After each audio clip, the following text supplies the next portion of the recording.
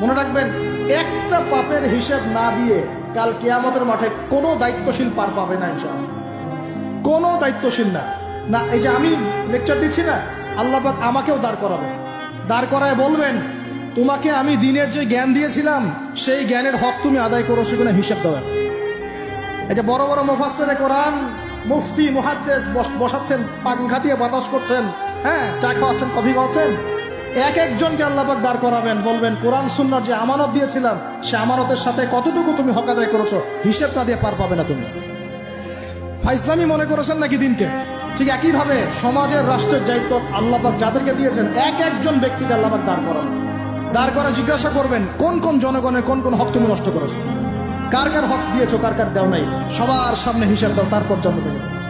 এত সহজ না, এত সহজ না। দুনিয়ার জীবনের প্রতিটা কাজের হিসাব আল্লাহর কাছে দিতে হবেই হবে, এটা গ্যারান্টি।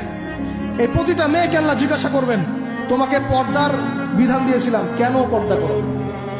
প্রত্যেক মুসলিমকে আল্লাহ জিজ্ঞাসা করবেন, 5 ওয়াক্ত নামাজ ফরজ করেছিলাম, নামাজ পড়ো না, ঠিক মতো পড়েছো কিনা?